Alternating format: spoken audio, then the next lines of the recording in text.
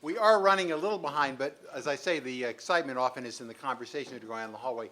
I think the last discussion was just terrific. Thank you to everybody who presented, everybody who participated, and Derek to leading a terrific conversation. And I think the conversation that we're about to have will be equally exciting. I don't want the journalists to think that necessarily because they were invoked in quite that way that they are on the defensive. They're not. In fact, Roy Gutman is one of those people who should be on the offensive on this topic. But we thought it would be especially nice to have Roy introduced by one of his colleagues and somebody who's now one of our colleagues, David Westphal, who's here now as a senior fellow at this center and part of the USC Annenberg School, who was previously the bureau chief for the McClatchy papers in Washington, D.C., and in that job, I think, was taking many of the, was smiling, let's say, as people were congratulating McClatchy for all their good work. David Westphal.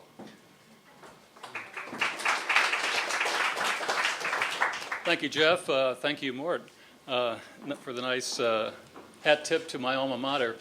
And I must admit, one of the reasons it's such a delight to introduce Roy Gutman is I get to brag about the fact that I hired him about 3 years ago as foreign editor at the McClatchy Washington Bureau, where he continues to do great work against all the odds that are present in every news organization these days. Roy, as your notes point out, is a much honored journalist, had a long, distinguished career at Newsday, where he won the Pulitzer Prize for reporting on atrocities in the Balkans, and also appropriately for today's topic, the author of the book, How We Missed the Story, which is a terrific read if you haven't already done it. I want to tell you just a very quick story about Roy Gutman. About 2 years ago, Roy came into my office and said he had an idea for what he thought would be a terrific project, and that would be to interview all of the Guantanamo detainees who had been released, and essentially go around the world and interview in person what was then probably several hundred. The number would grow over time, but detainees, and I said, Roy, that's a great idea, but I mean, we're a small shop here. That would be something that an organization would have to be 5 or 10 times the size of what McClatchy was to pull off, and I said, we just can't do it. I mean, there's no way we could pull off something like this. So Roy said, oh, no. Well, in the weeks that followed, I would find that this project was still kind of popping up every once in a while. I would become aware that somebody was talking about this project that I was running the show. I had killed it, right? The rest is history. About 9 months later, Roy finished editing a fabulous project called Guantanamo Beyond the Law, in which Tom Lasseter and another reporter went around the world. We ended up with 66 former detainees, and we have in print but really living online a fabulous account, individual account of these guys' stories, so I'm very proud of this. What Roy and Tom and the crew accomplished. But the reason I tell this is it tells something about the passion of Roy Gutman for telling the truth about what's happening in the world. So it's a pleasure to introduce Roy Gutman.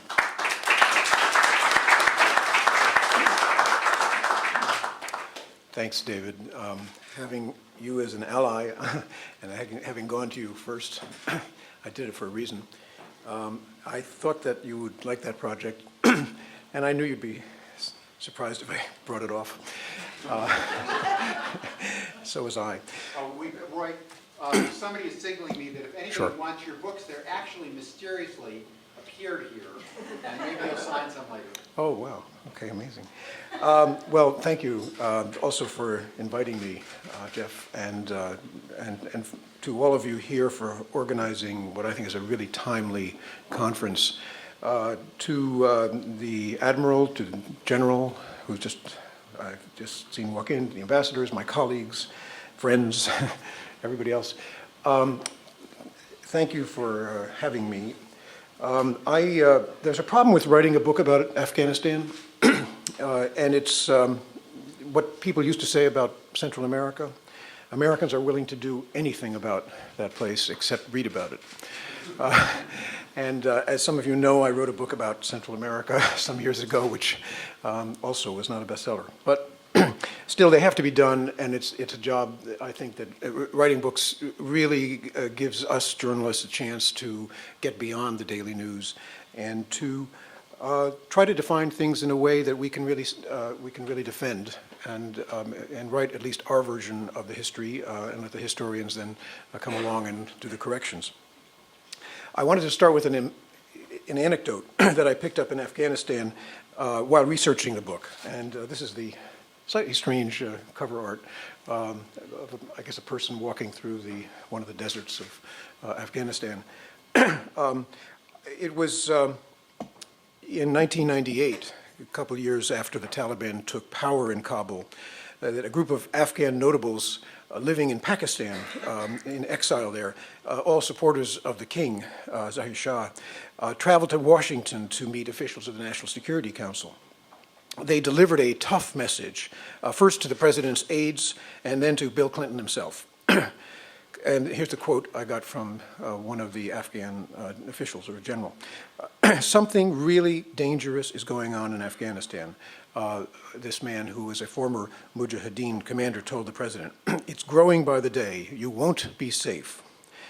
And according to his account, Bill Clinton nodded, and he said, good. Now, 2 U.S. embassies had just been blown up in East Africa. Phone intercepts pointed to Osama bin Laden, who was the Taliban's guest at that time in Kandahar. And simultaneously, the Taliban conquered Mazar-e-Sharif, the biggest city in northern Afghanistan, and they executed thousands of non-combatants in the 3-day reign of terror that followed. Bin Laden's fingerprints were there as well, for he had helped the Taliban every step of the way, organizing, strategizing, financing, and conquering, helping conquer Mazar. His role in the internal war, and this is the major contention of this book, is what allowed him to form an indissoluble alliance with Osama bin Laden. And all the president said at this point was, good. His Afghan guests were perplexed. We cannot understand you Americans, this man said to me. When we say something is bad, you say, good. When we say something is good, you say, good.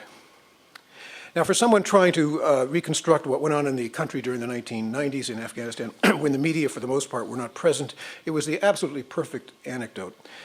Summing up Bill Clinton's abandonment of the country and its people, his indecision after the 1998 East Africa bombings, and to U.S. indifference in general. So I asked the man who told me the story. He's now Hamid, do I pronounce it correctly? Hamid Karzai's appointed governor of Logar province, who else was at the meeting. And I dutifully got in touch with every one of them, and with all the U.S. officials who should have known about this meeting. And not a one had ever heard of this meeting. I don't think it happened. Still, the anecdote is a telling one. This is an anecdote from the cutting room floor, obviously. First of all, the story does sum up the way Afghans thought about the United States and probably think about the United States. Secondly, it was indeed the attitude and the way that Bill Clinton dealt with the issue and what he really might have said. The problem is, even though it's what I would call a pitch-perfect anecdote, it just didn't happen as far as I can prove. Damn it.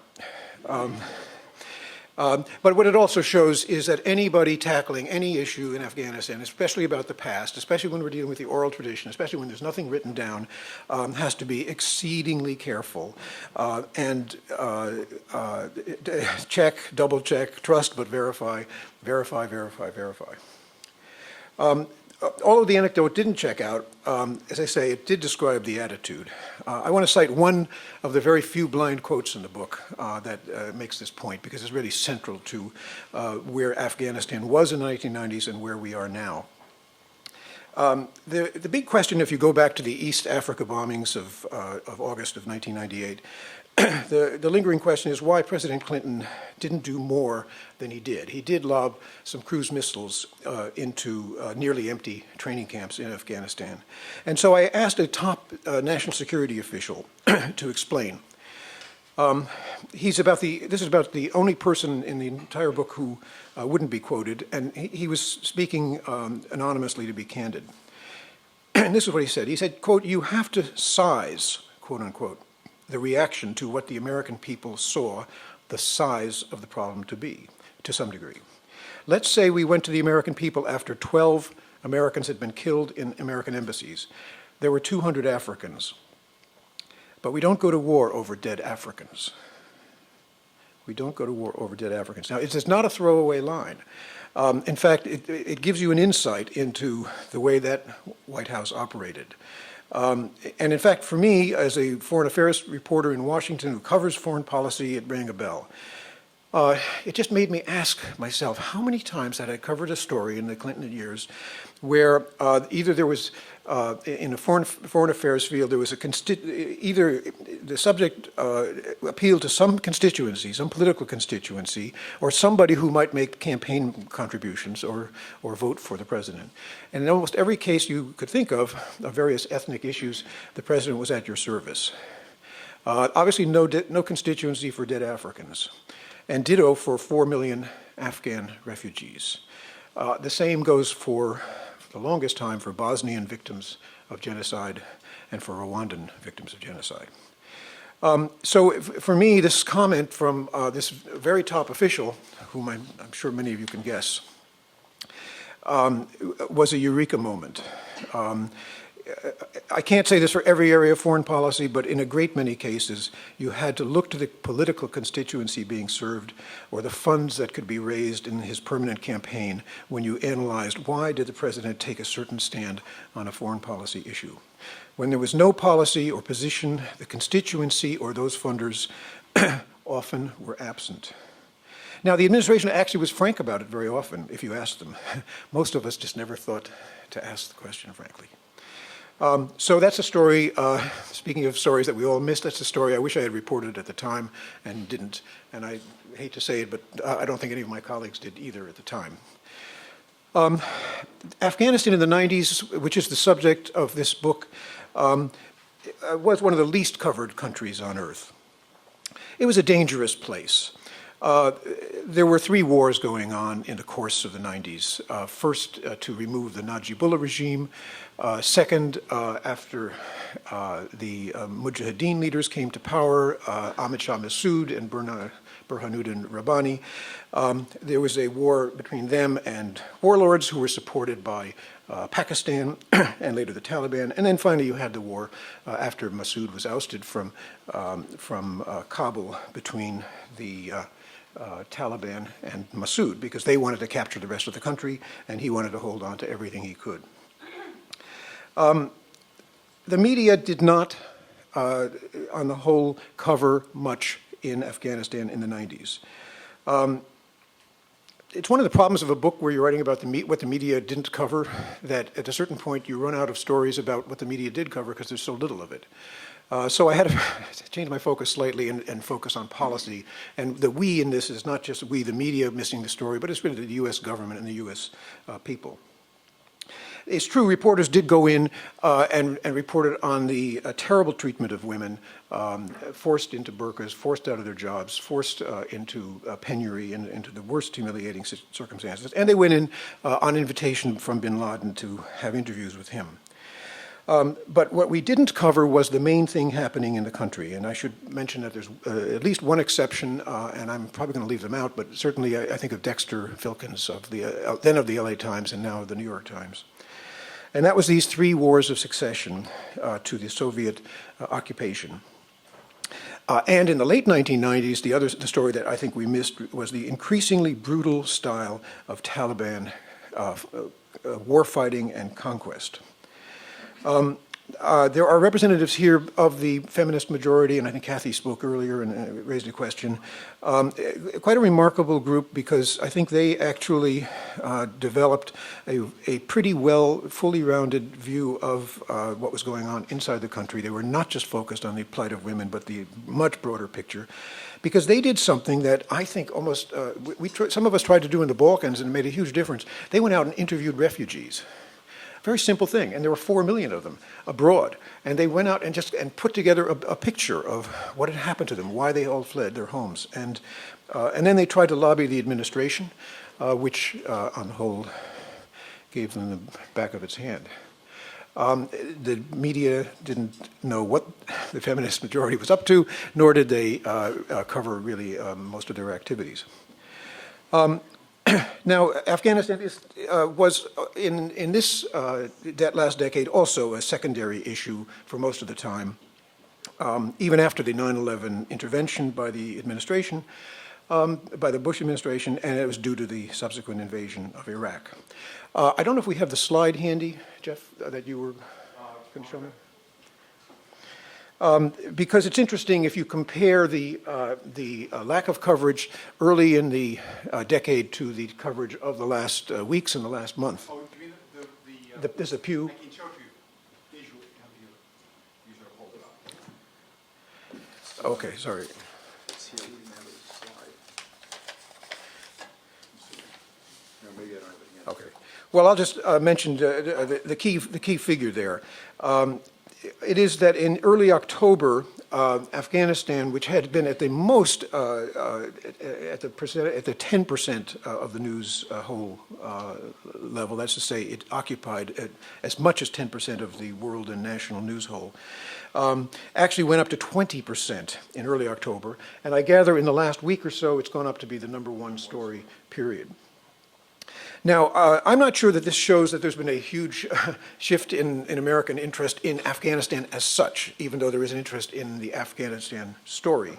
I think it's more because of the domestic American politics that now is centering on Afghanistan, the president's pondering about troop levels there, the advice of his commander, his chosen commander in the field, the view of the Republicans, and probably most interesting in this entire story right now is the attitude of the leaders of the Democratic Party, starting with the Speaker of the House, not to mention Vice President Biden, who are all having a raging debate about what President Obama should do. It's something I haven't seen very often, and that in foreign policy terms may not be a smart thing. Anyway, the spotlight on this political decision is a useful and a good thing, and I think we should welcome it. But the problem is it's the spotlight on a political debate. It's not a spotlight on the subject as such, on the country, on the region. And that spotlight is the thing that we in the media, that we editors certainly, and us reporters who are among us, need to train on the subject. Our dwindling band of foreign correspondents in all of our news organizations do an indispensable job trying to find the ground truth, what is really going on the ground.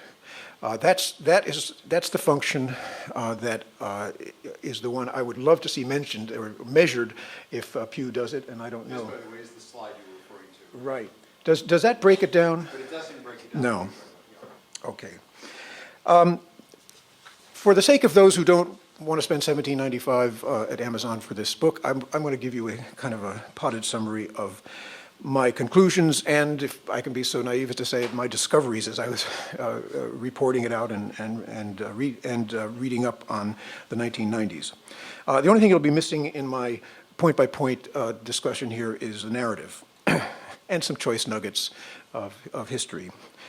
So this is the highlights, not the narrative, but I just want to put these before you because they might be useful for the rest of the discussion. The most fundamental observation I would make, and it comes from looking again at the events of 1989, is that to my view, the American people owe the people of Afghanistan a historic debt. The defeat of the Red Army in Afghanistan, were they totally defeated? Were they extirpated? No. But were they forced out, or were they forced to a position where they had to leave? Yes. And the withdrawal of the Red Army in February 1989 helped lead in that incredibly historic year to the fall of the Berlin Wall in November, to the collapse of Soviet power abroad and at home. Now, this is a connection you might find a little bit unusual to hear because it's not discussed that much, And I only realized it as I was reading and comparing where I was in 1989 with the events in Afghanistan, because I was covering Eastern Europe. And I heard about the defeat of the Red Army and the withdrawal from a lot of dissidents, many of whom later got into power. I can tell you the demoralization of the Red Army in Afghanistan was a major source of encouragement to these dissidents. And I'm sure it gave Mikhail Gorbachev the argument he needed for withdrawing troops from Eastern Europe. In fact, you can find this in some of the Soviet documents that have been released of the Politburo deliberations since. The second thing to observe from that year, and it is 20 years ago, but still I think it's quite relevant, is American triumphalism. You know the scene in Charlie Wilson's War, in the film or in the book, where the CIA the corks are popping, everybody's celebrating gloriously their victory in Afghanistan. I don't want to take away from what I think was a brilliant logistics operation by the CIA and Charlie Wilson's own role. It was really something. But we have to remember that in the Afghan war, not a single American life, at least to my knowledge, was lost. But the lives of 1 million Afghans were lost. Perhaps because there were no Americans who died in Afghanistan, perhaps that's a reason why we never felt vested in the country's future. I don't know. It's a mystery to me why we walked away from it. But instead of taking what I thought should have been a deep and continuous interest, successive administrations, so-called experts, strategic experts in Washington, the kind who are, as Bill and I were joking earlier, taking up all the time on CNN shows, and the media lost interest in Afghanistan.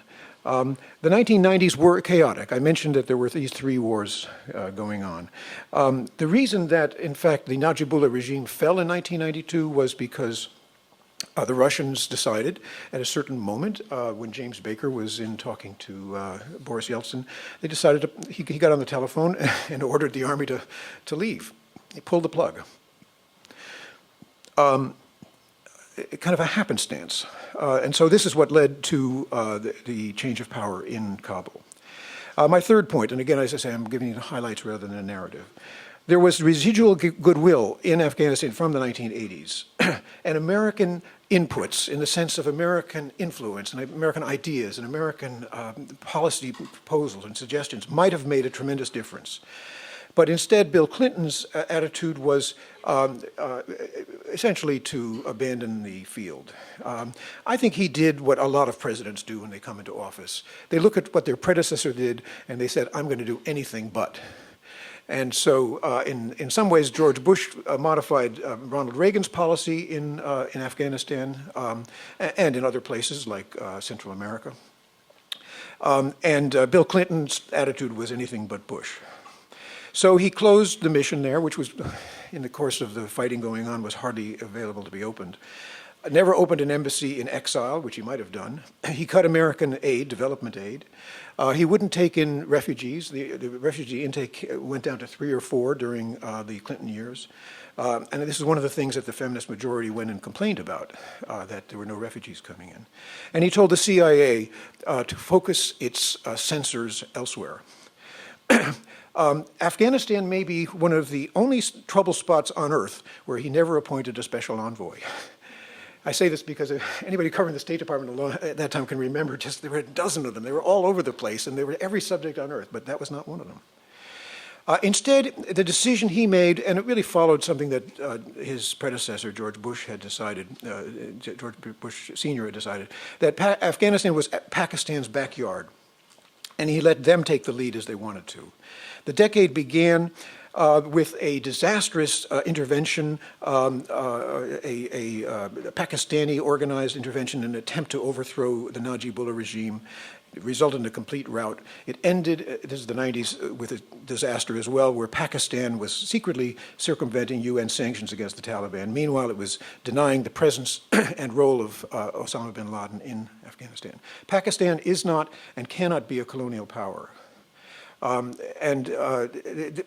we seem to have outsourced the Afghan issue to the Pakistanis. And we didn't have much influence on Pakistan for another reason, because in that period, the United States kept Pakistan under sanctions for nuclear proliferation, which led the Pakistanis to block any cooperation on the Afghan issues. Nancy Pelosi was one of the people who supported this, at the time, the sanctioning of Pakistan. In one sense, the 1990s was not an aberration in American policy toward Afghanistan. I maintain that throughout history, we've had a narrow and really a wrong focus in that region. In the 1980s, in the course of the Soviet occupation, with bipartisan support, the United States used Afghanistan as a platform, and I have nothing against it specifically, against Soviet power. But it did nothing, and this goes for the bipartisan support, it did nothing to prepare Afghans for a post-Soviet state. In the 1990s, the major U.S. interest in the region was in India. As I mentioned before, we outsourced Afghanistan to Pakistan. In the Bush administration just completed, Afghanistan was a platform for going against al-Qaeda forces which had fled into Pakistan. And today, proponents of U.S. engagement in Afghanistan argue it is a platform for dealing with a much bigger issue, namely the potential dissolution of the Pakistani state. And I would like to argue that we should look at Afghanistan as a place that needs to be treated on its own terms. We need to understand its history, its situation, its political culture, and the aspiration of its people, rather than seeing it as a platform for dealing with somewhere else. Our aim, if Afghans support it, should be a stable, developing country at peace with its neighbors. Fifth point. We need to build we need to build our policy around consulting Afghans. There's one example I have of such consultations. It occurred in the late George Bush Sr. administration when a diplomat named Peter Thompson, who was not an Afghan expert, went around, consulted with Afghans. I don't think he even went into the country, but he talked to everybody he could find, and figured out that really the best person, the best group that should come to power were the Mujahideen leaders, with Ahmed Shah Massoud as the defense minister. And he helped them, and they actually came into power with a bunch of little steps that the Americans made. Had the Clinton administration not walked away from that regime, had it been more skeptical of the Taliban, you may forget, but the administration was ready to recognize the Taliban the day they took over. Had it supported Massoud when he was the leading holdout against the Taliban, he never even had a radio station. His bank account in the Westminster Bank was overdrawn 30 or 40,000 pounds in London. I think Afghanistan could have been a more stable place today, but Clinton wouldn't pick sides. I think a president has to. I think you have to decide what outcome you want in a place. The turning point, the sixth point, is the year 1998. The turning point and centerpiece of this particular book is the year 98. What happened was really crucial for understanding where we are today, I think. The Taliban had risen to power on a wave of popular support in 1996. Unlike today, when they're using intimidation and terror, they actually they didn't have to fight their way through the country. They were basically acclaimed as the victors, and with a little bit of military support from various places, including Pakistan, helping to buy the allegiance of a number of warlords. They came to power rather quickly. Massoud's forces staged a nighttime retreat to the north, and the Taliban decided that by divine right they should have the entire country under their control. The problem is they didn't train their fighters, who were conscripts, who fought in flip-flops, who had really no tactical experience and no boot camp training. After a major defeat in 1997, Osama bin Laden, who had been there, who had actually been in the country from before the Taliban takeover in Kabul, bin Laden went to the Taliban and offered them advice on restructuring their forces, as well as, and he offered money, which they needed desperately, military aid, and one of the most important things was volunteers. Trained in these, what we call terrorist training camps, but really were training camps, boot camps, and volunteers who went through these camps were offered the chance to fight in the internal conflict, and some of them were actually ordered there. The year later, in 1998, Mazar-e-Sharif, the Taliban had this enormous victory, and this cemented the relationship between Osama and Mullah Omar. It's a relationship that really could never be broken, I think. Clinton tried, George W. Bush tried, most likely it's still the case. It's interesting, even though, and I would say this is the moment that Osama hijacked the Taliban regime, became a part of it, became indispensable, could not be extradited any longer. And even though people in the State Department recognized it, in fact, they can even give you the date when it happened, they never told anybody, it seems, in the rest of the Clinton administration. Nobody in the key committees in Congress knew about it. The Joint Chiefs of Staff were not told that they had reached this conclusion. And I keep on thinking as a journalist, what really grabbed me about this moment was that if I'd known about it as a journalist, I would have had a very strong story to report. Namely that a terrorist with global reach and aspirations has actually become a part of a state. Maybe a weak state, maybe a failed state, but it's a state nevertheless. And that, to me, is a dramatic shift. And they knew it in the State Department, and they didn't tell anybody. Madeleine Albright cannot remember Rick Inderfurth, who was her assistant secretary for South Asia, ever telling her that. Incidentally, she has no regrets and no soul-searching about any of the decisions made on Afghanistan during the Clinton administration. And it was about this time that I have what is probably the raciest single quote in this book, and some of you may have heard it before, but I got it confirmed by the Pakistani ISI, not a source you usually go to for information, but it squared with what I got from other places. It was after the attacks in East Africa that the Saudis tried to get the Taliban to hand over bin Laden and get him out of the country. And the head of Saudi intelligence had just arrived in Kandahar. He thought that Mullah Omar had made a deal to hand over bin Laden.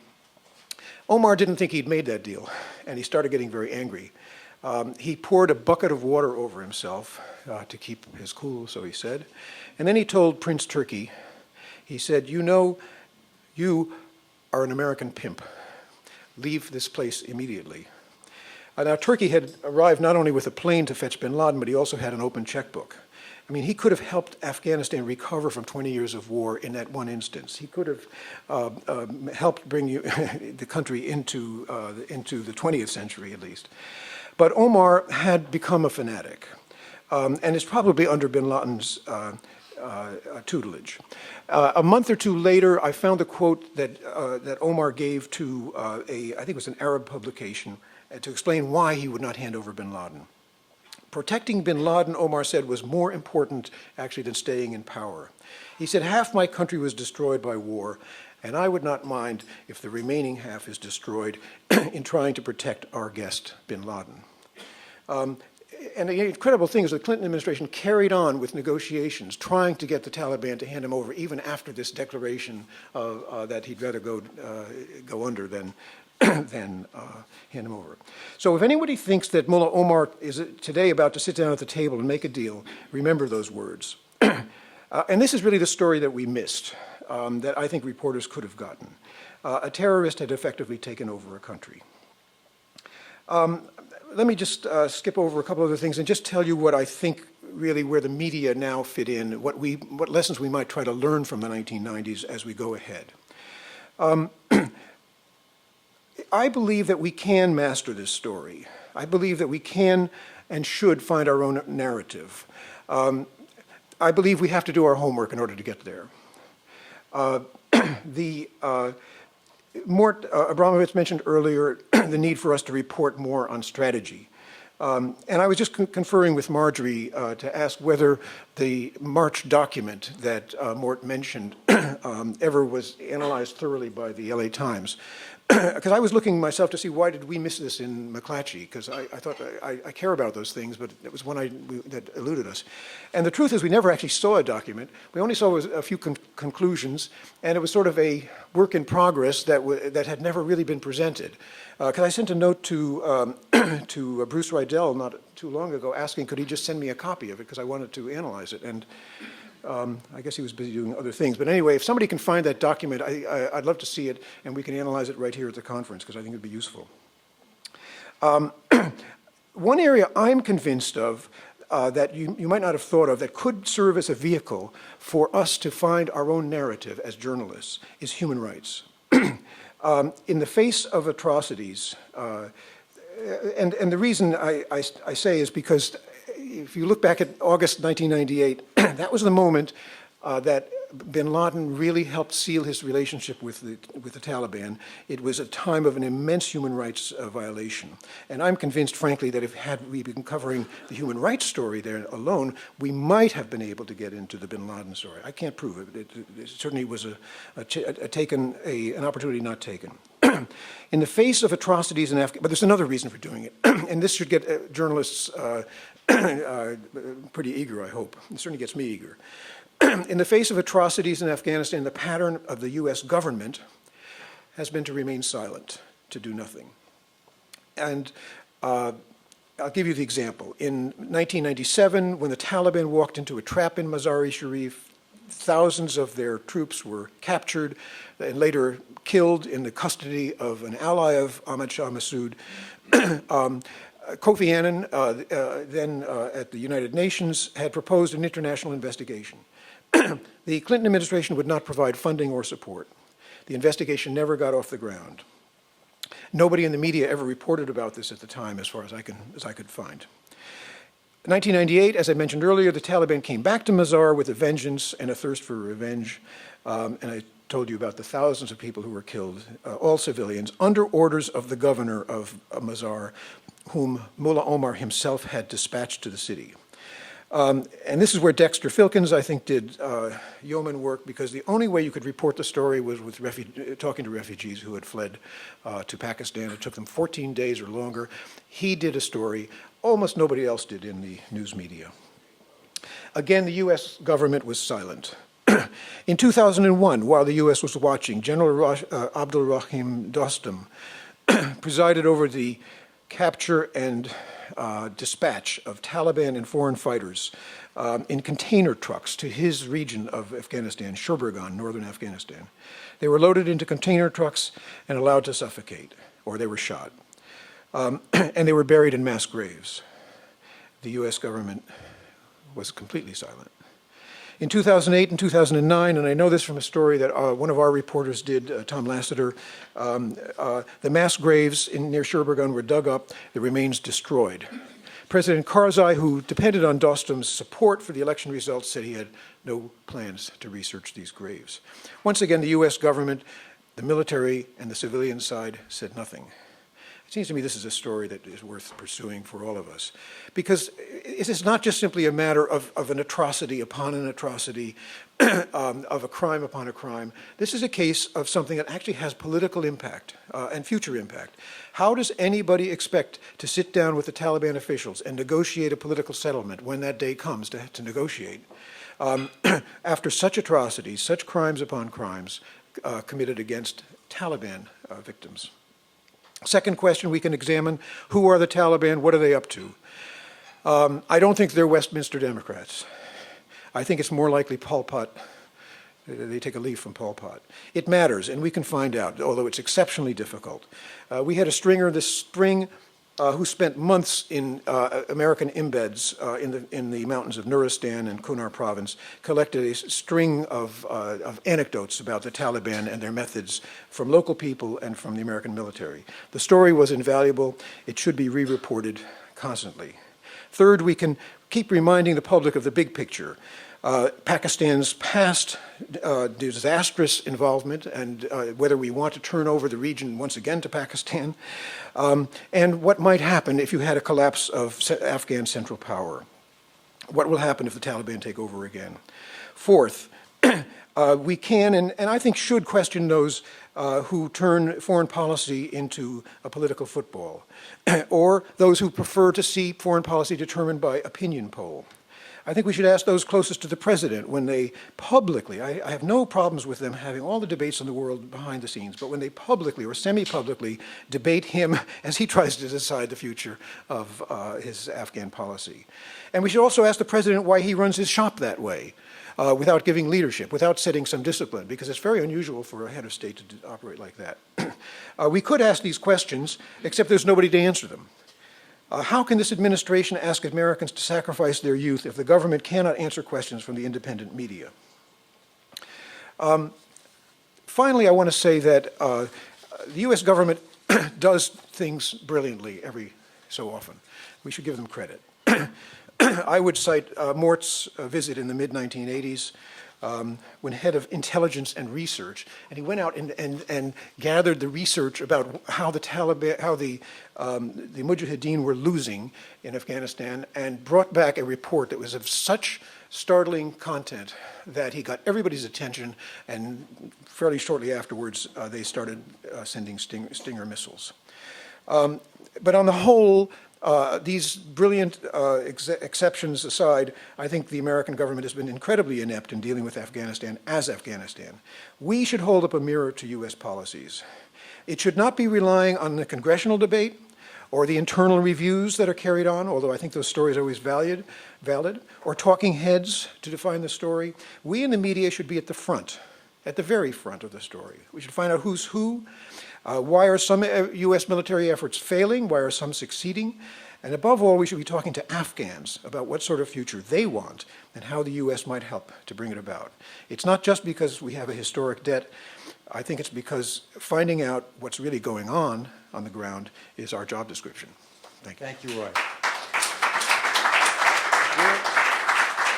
We're running kind of tight on time, and what I want to do is have each of the panelists talk for about 5 minutes, starting with Marjorie Miller. These are three of the great journalists here, and then go straight into asking Wesley Clark to come up and comment, because I know, General Clark, you've got a very tight schedule. You'll have to be out of here by 5 o'clock. But then after you leave, we'll continue the conversation until about 5:30. So let's start with Marjorie Miller. Everybody's biographies are in the materials you have. Thanks. So given the time restrictions, I'm going to hold off on the part about why we're mindless sheep who can't think for ourselves. And I'll go right playing off of boots on the ground. You know, it's the job of the journalist to look at what governments are doing, not what they're saying. And in order to do that, we need two things. We need resources and we need access. And to address Jeff's questions that he laid out on that sheet, I want to go back for a second to Central America, where I started my career, because I think it's instructive. In Central America, we journalists went down there. Almost all of us spoke the language. It was a culture with which we were familiar. It was a Western culture. There were two sides in the war. You could decide which you thought were good or bad, but there were basically two sides, the government and the insurgents. And you know, the politics varied depending on whether you were in El Salvador or Nicaragua. It was pretty easy to work. You used to put white tape on your car and say it said TV, and that meant don't shoot me. And you'd go out in the day and you'd go out to the war and you'd cross lines, and you knew when you were taking a risk because it was when you were crossing lines by and large. And you know, a lot of people died. It's not that it was safe, but it was, in retrospect, a really easy war to cover. Now, I'm going to fast forward. There actually were other wars between, you know, that. There was Gulf War I, there was the Balkans. But let's go to Iraq. And in Iraq, my job was to set up our coverage of Iraq. We were a much bigger newspaper in 2002, 2003. I had 25 reporters and editors to deploy in Iraq. I put editors in Dubai. I had reporters staying on the ground in Baghdad. I had reporters waiting in Kuwait to come in behind unilaterally. I had reporters in Kurdistan, in Turkey, in Jerusalem. Of course, we didn't know where the war was going to go. And we had to deal with the decision of embeds at the time, and it was a hard decision because of, you know, like the military, we're always fighting our last war. And our experience with embeds in Gulf War I wasn't good. It was a way to corral the media away from the war. So I was in the position of trying to decide, do I put my good reporters as embeds or do I put my not so good reporters as embeds and take a risk? Embeds turned out to be incredibly valuable because you get pieces of the mosaic, and covering a war is a mosaic. And you're putting the pieces together from Washington, from London, from Saudi Arabia, from Jerusalem, from Turkey. So we ended up, you know, we unfortunately thought we were deploying for a 3-week war, our bad.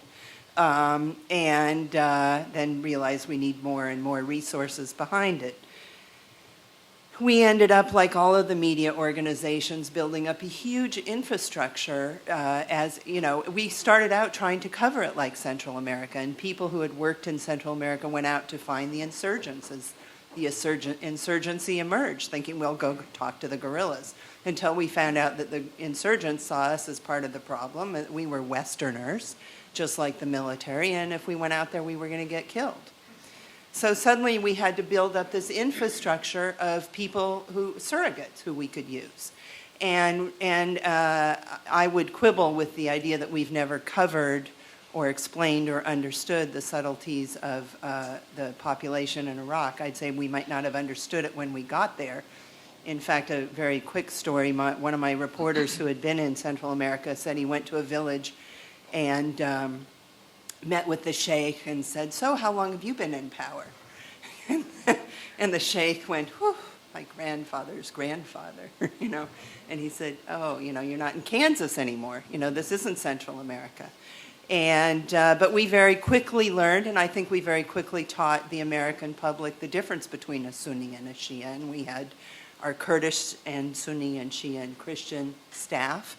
And it was a huge staff. We had about 35 or 40 people working for us at one point, and it cost about $1 million a year. And that doesn't include our salaries. And a lot of that went for security, and a lot of that was, you know, security guards and cooks and drivers. But every one of those people brought us information, and we turned every one of them into reporters. And because they all belong to families and clans and regions of the country. And that's how we were able to work. And now I go to Afghanistan, and I'm not the foreign editor anymore, but I can tell you the LA Times foreign staff, and this gets to Mike's point earlier, is half the size it was when we went to Iraq. And when we went to Iraq, we had people who had covered Central America and Gulf War I and the Balkans, and the first Afghanistan war. They were pretty experienced. We don't have most of those people anymore. We have a few seasoned people who worked in Iraq and are very good reporters because of it. So at this stage in the war in Iraq, we had something like, I'm not sure what stage of the war we're in actually yet, but we might have had 40 people working. And we certainly I tried to keep 5 reporters on the ground for as long as I could. We have recently dramatically increased our coverage of South Asia. We used to have 1 reporter covering India, Pakistan, and Afghanistan. We went up to 2, we now have 3. So that means at any given time we have 1 reporter on the ground in Afghanistan. And we don't have anywhere, we can't afford to build up the security infrastructure that we built up in Iraq.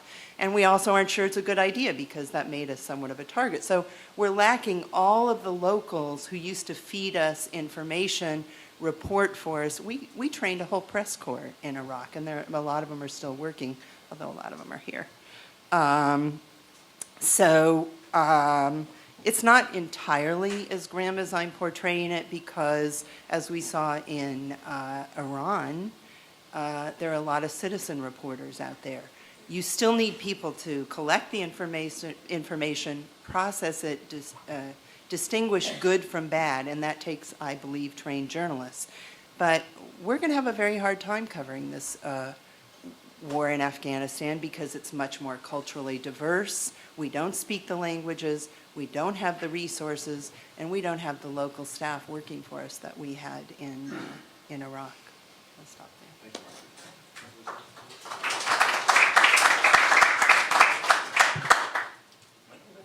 Okay, all right. I'm Mike Shuster from National Public Radio, and for 20 years I've been a foreign correspondent and a roving correspondent for NPR. Someone this morning said about the press that the press doesn't do nuance, or the press is fond of only one issue at a time. But for me, these kind of statements are not nuanced enough.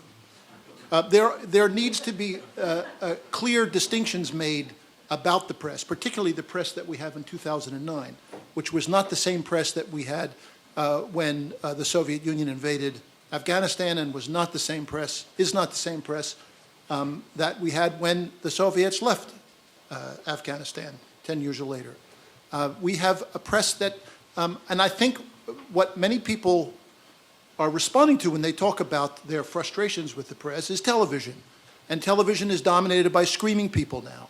And screaming people are not usually very well informed. And usually those screaming people have never been to the places that they're screaming about. We all have to admit and take this into account that this is the media atmosphere or environment that we live in now.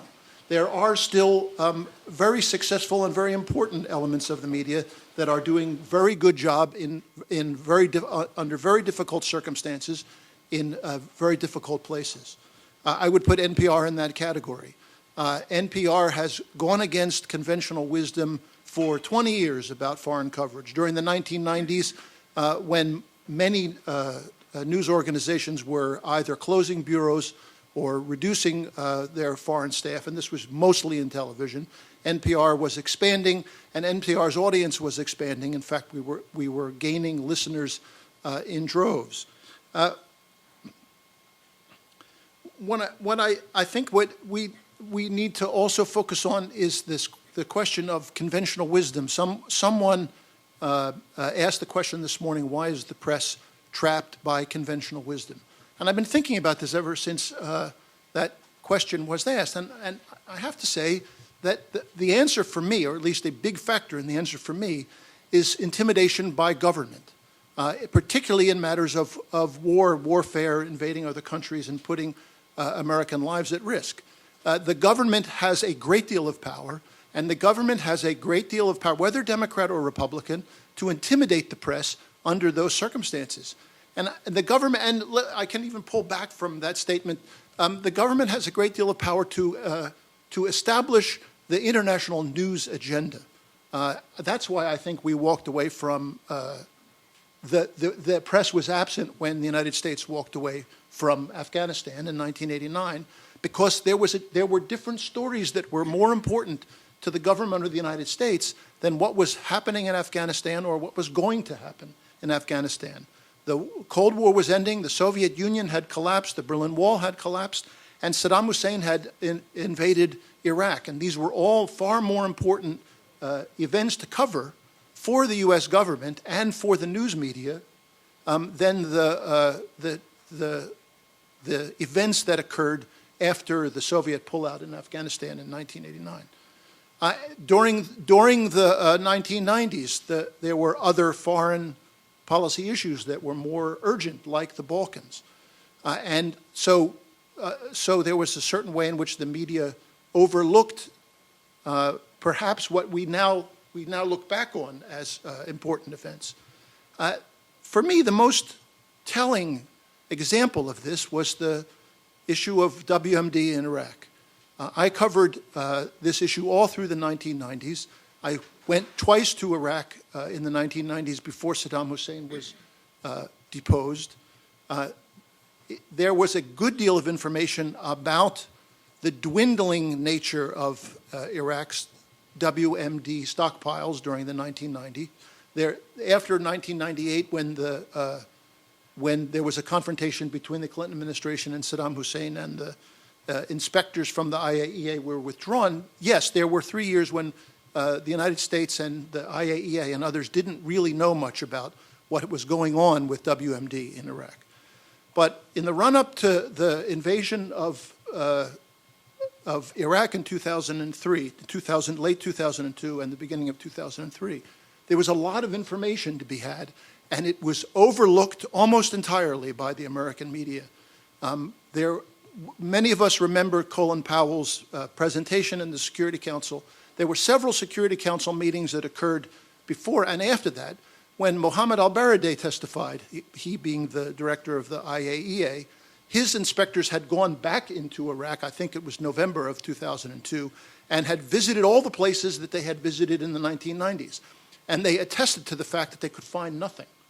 But the Bush administration insisted that it was there. President Bush and Vice President Cheney insisted that it was there. And the news media, including the New York Times and the Washington Post, followed meekly. So meekly that they had to, I mean, the New York Times mea culpa after the fact was extraordinary. It was how many full pages? Something like 2 full pages in which they had to explain why they missed this story. Well, the reason that they missed the story, in my opinion, is because they were intimidated by the government. It's not that, any reporters or editors set out, especially with the New York Times and the Washington Post, set out to, well, there were a couple of examples like Jason Blair, but let's set that aside. Most want to tell the truth and really want the story.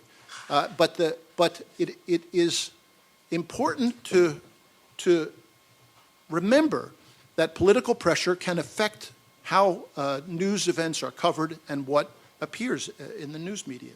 I am proud to say that NPR didn't fall into that trap, and I think in part it was because I was part of that coverage. I had visited Iraq. I had gone and talked to the UN people in Iraq, and I'd learned a lot during the 1990s about what they had found and what they had effectively stopped. And the pursuit of nuclear weapons, as opposed to biological and chemical weapons, the pursuit of nuclear weapons was probably the most successful aspect of UN inspectors' efforts to shut down what had taken place in Iraq. So that's my answer, or at least partial answer, for why the press behaves at times the way it does. There are a couple of other points that I would make, and I would also want to emphasize a couple of things that people said earlier. This is just cherry picking here. The issue of collateral damage in the predators. I was in Afghanistan in January 2002, and one of the stories that I worked on for about a month was civilian casualties and fatalities from the American bombing campaign to overthrow the Taliban. The Taliban collapsed in about a month under severe bombing by the United States. As it turns out, there were a lot of civilians killed at the time. This was an inconvenient aspect of the war, and it was something that the Bush administration tried to de-emphasize. But if you talk about ground truth, if you were there and you were trying to find out how many people died from bombing, you could do it. And there were necessary extrapolations to be made, but there were a lot of people who were killed.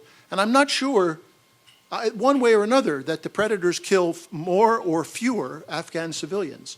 But I don't think we can assume that they kill fewer because they are unmanned, or that manned pilots flying bombers and jet fighters will kill fewer in the kind of campaign that was mounted to overthrow the Taliban. I was particularly interested in, someone raised the question, I think it was you, Carol, do we know whether the Americans in Afghanistan are more popular than the Soviets were there when the Soviets were there? We don't know the answer to this. I actually have seen no reporting or no raising of this question in the press. And I mean, I could have missed this for sure. But what this essentially says is that, I think that it was Admiral Fallon who mentioned perceptions. And I think that in America today we have the perception that we are liked in Afghanistan. We had that perception initially in Iraq. We were told this by the administration, Paul Wolfowitz in particular. I haven't heard similar statements made about the American presence or the growing American presence in Afghanistan, and I don't think we know the answer to that.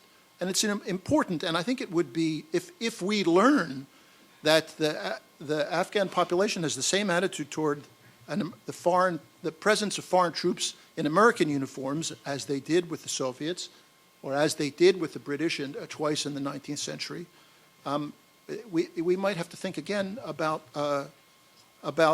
what we're doing there. Finally, in the discussion that took place this morning, I thought it was a very interesting discussion, but there was no consensus on what the goal is for the United States militarily in Afghanistan.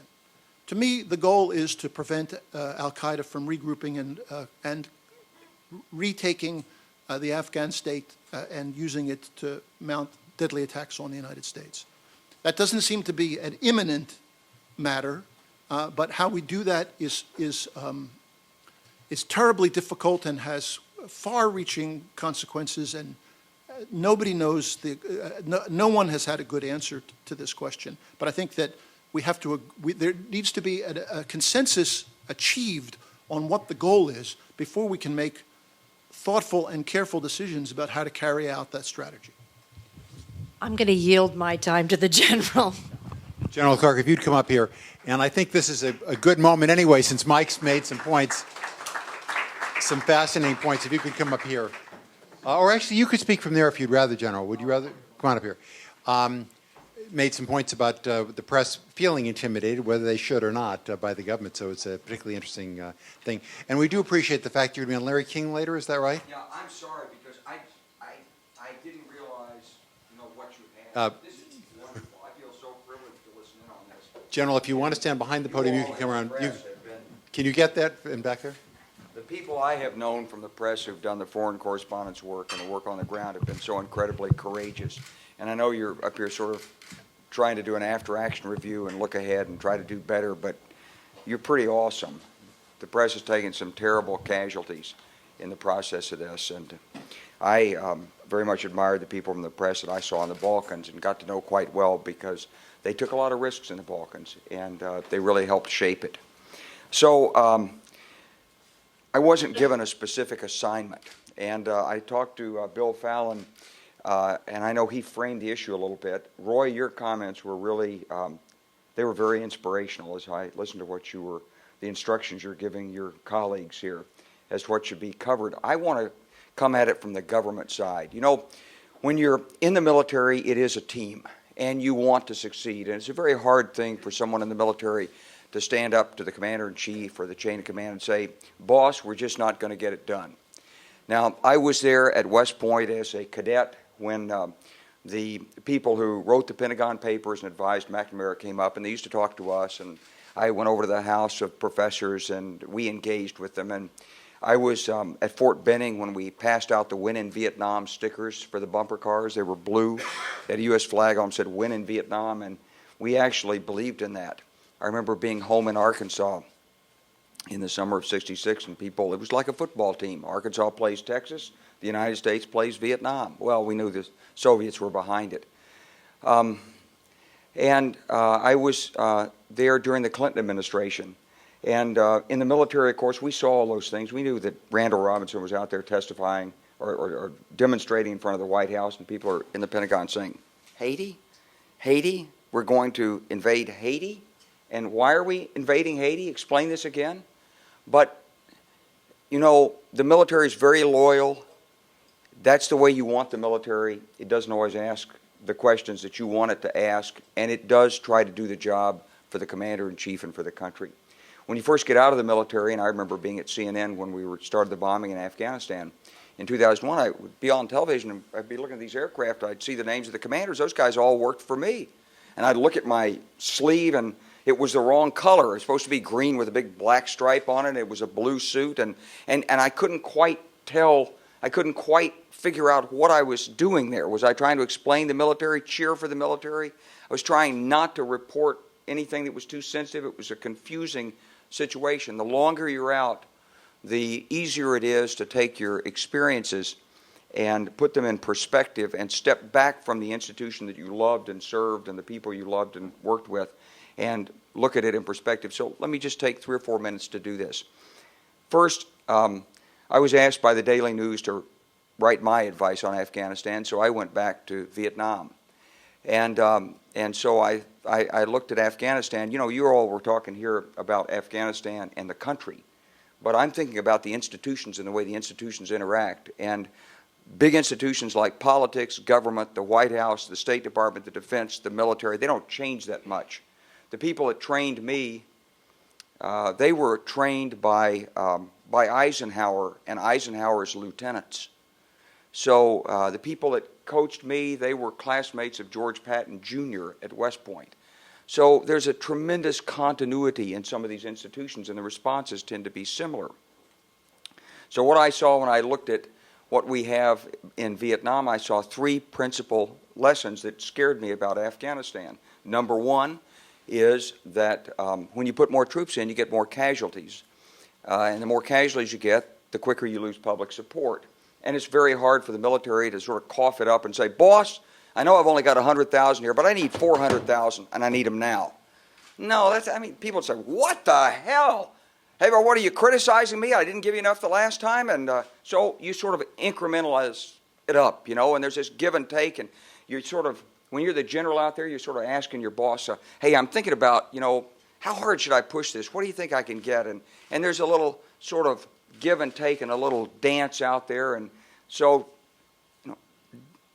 we didn't ask for enough when we started in Vietnam. We ended up with 550,000 Americans, 2,200 helicopters, 500,000 Vietnamese soldiers, 1 million in the militia. And the militia wasn't bad. But in the end, in a country that had maybe half the population and a third of the area, we didn't succeed.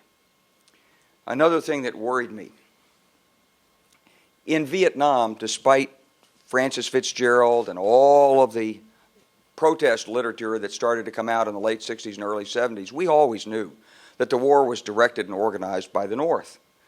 We had the intercepts, we had the logistics, we had all the intelligence. Turns out there were 40,000 Soviet airmen and defense personnel manning the air defense system, 200,000 Chinese running the logistics. The Ho Chi Minh Trail was actually multiple 6-lane highways with underground bunkers tied together, trees, bomb shelters, logistics replenishment. It was a fabulous organization. And we were deterred from taking action against the source of the problem. Now, not that there weren't local concerns, but this was aggression designed, perpetrated, and supported from the outside. There were lots of reasons why we didn't take action. The Soviets, the Chinese, nuclear weapons, repercussions, Europe, a lot of things. But in the end, what we did when it got desperate enough is we did take action. We went to Cambodia, lasted 6 weeks, disrupted their offensive operations in the south for 2 years, got pulled out as a result of the riots. Congress passed a law, no more U.S. troops outside South Vietnam. So we then forced the South Vietnamese to invade across into Laos in Operation Lam Son 719. We put a South Vietnamese division and an airborne brigade in there, about 400 U.S. helicopters, about 100 seriously damaged, 25 or 30 shot down. The South Vietnamese were roundly defeated in early 1971 and kicked out. They never got to the Ho Chi Minh Trail, which ran west of Chip On. And finally, Nixon bombed in the north. So there were some military measures that could have been taken.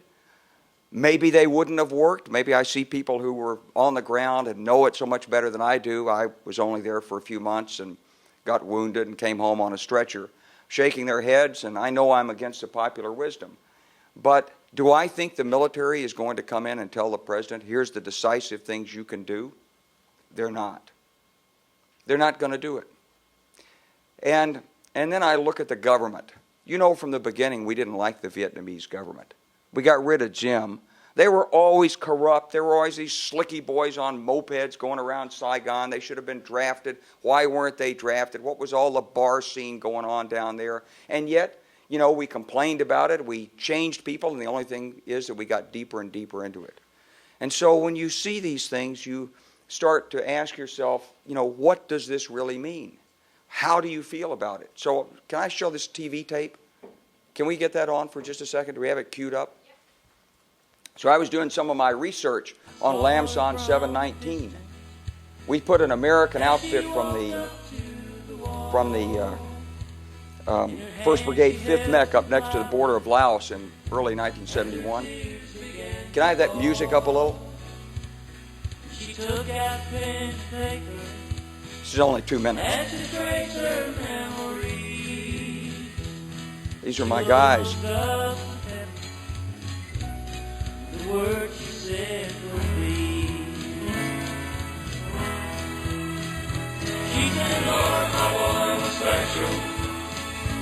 And he meant so much to me. And though I'd love to see him just one more time to see all I have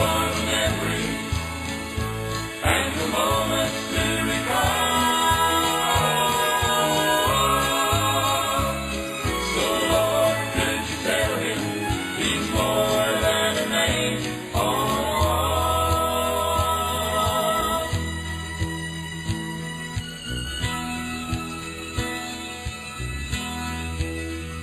She said he really missed the family, being home on Christmas Day, and he died forgotten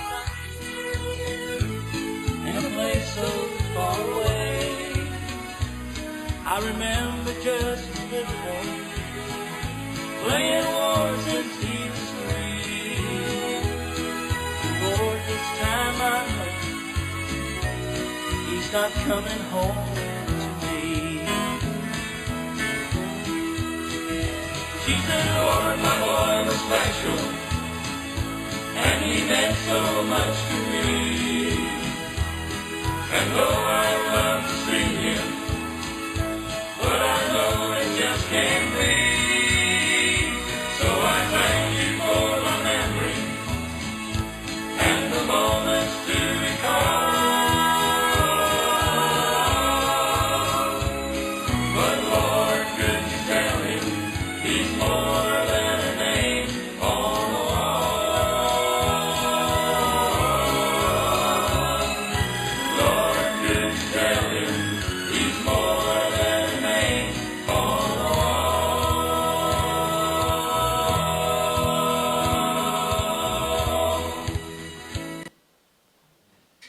That's what you're dealing with. And that's why the president better take some time and get this right. And he's not going to get it right unless you help him. Now look, we wouldn't be over there if it weren't for Osama bin Laden. And if you were in Pakistan and you just had a sort of an IQ of about 120, you would be thinking this way about the Taliban. You'd be saying, yeah, they're uncouth. They're not educated like us who live in the cities. They're not genteel. But, you know, we'll teach them a lesson and we'll send them back. But somebody better take care of. We don't want to push this too far. Osama is the goose that lays the golden eggs. Without Osama, what's to keep the Americans from immediately turning their backs on us again, going back once again with India? They have the greatest relationships with India. It's a bigger economic power. It's a democracy. They've never liked us Muslims anyway, and they're going to go to India as soon as they can. And so be careful. Handle Osama the right way. I don't know if they know where he is, but somewhere in the ISI, there are a few smart people in there saying, you know, we got to push this. We got to keep the Americans on our side. And I hope it lasts 10 years. How much is it? How many billions is it a year? So please ask this. How central is it in Pakistan? When Jim Jones says there's only 100 al-Qaeda in Afghanistan, what's going on in Pakistan? Why is this about Afghanistan, not about Pakistan? I talked to the Pakistani ambassador. I said, what do you need? He said, we need helicopters. I said, how many? He said, well, 50. I said, you're telling me 50 Apache helicopters would make a difference in this? He said, well, no, but that's probably all we could get. But then Senator Levin won't give them to us because he thinks we just want them to use against India. We haven't begun to wring this thing out. We haven't begun to really focus on Pakistan. 38,000 troops committed in Waziristan? Come on. And they had 7 soldiers killed the other day? My heart goes out to the Pakistanis. What a tragedy. It's their country. If you were the President of the United States, wouldn't you be tempted to call in the President of Pakistan and bring in General Kiani with him and say, gentlemen, you know, our enemy's in your country. Now, this is your responsibility. What can we do to help, really help? And we'll have a long-term relationship with you. We're going to give you 6 months, and if you don't do it in 6 months, we'll do it, and you won't like it. I know.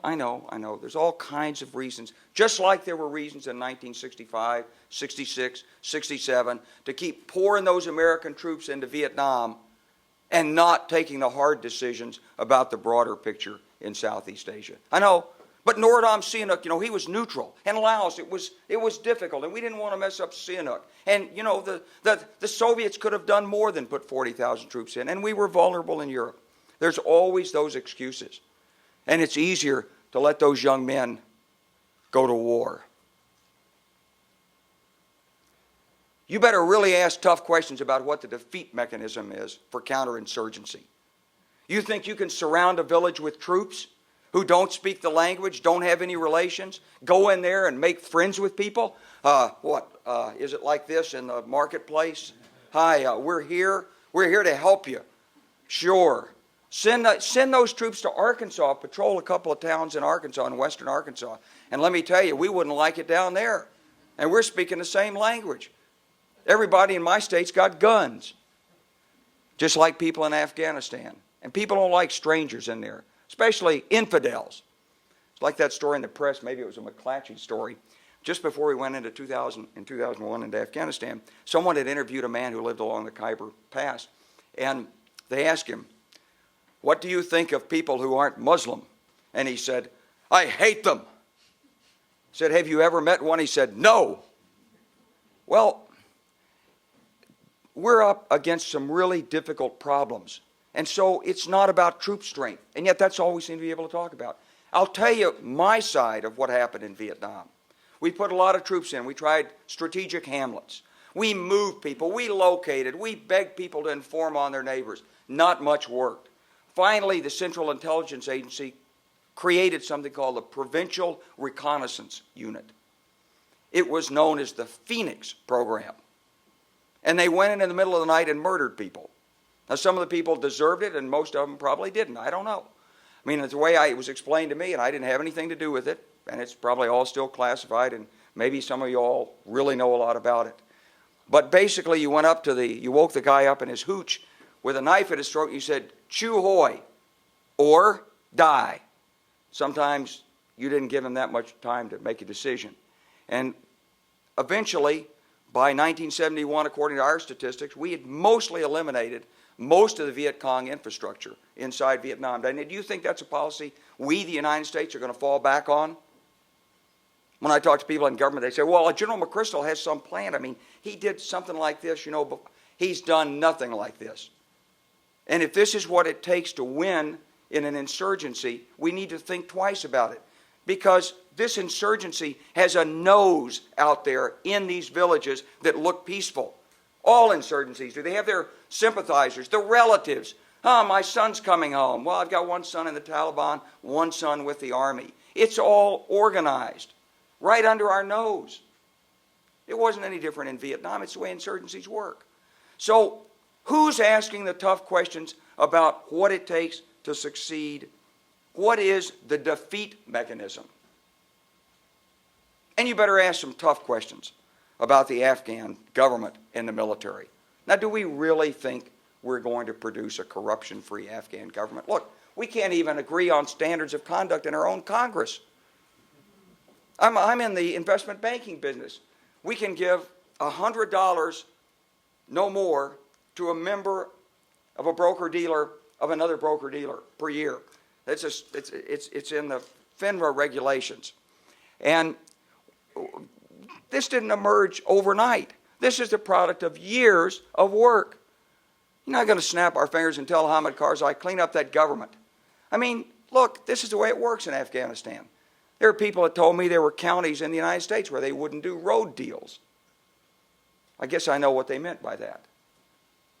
So you can go around the country and you'll find corruption trials in every state in the United States. These are hot, live, real issues. And the only thing I ask of you is, please ask the tough questions and keep asking them. Because I'm thinking about those troops on that film. I'm thinking about that guy with gray hair looking out over that cemetery. And I'm asking, is that the legacy that we want in this country again?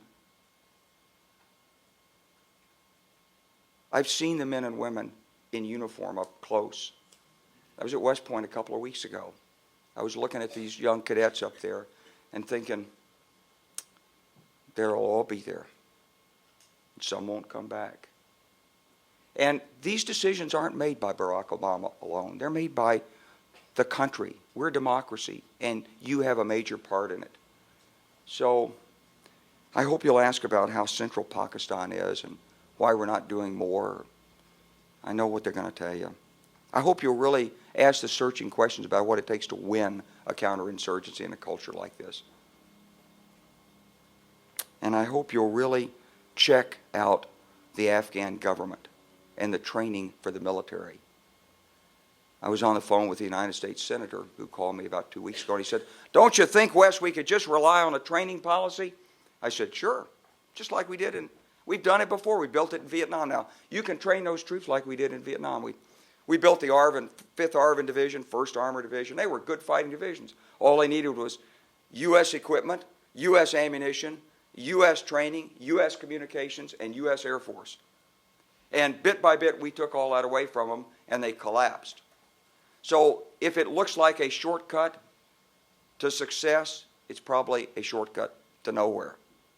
So I think Bill told you that you better approach this very carefully, and you better think it through. And you mentioned that maybe the government's intimidating, and it's difficult to ask those questions. Well, I'm up here telling you I'm one of those guys who used to be there, and these are the questions I would be asking if I were on the inside right now talking to the generals. Why not 400,000 troops instead of 40,000 troops? Because the road network won't support that many trucks. Oh, okay, good. That's one reason. Why not more emphasis on Pakistan? What's it really going to take to break up the al-Qaeda ring in Pakistan, cut off the assistance?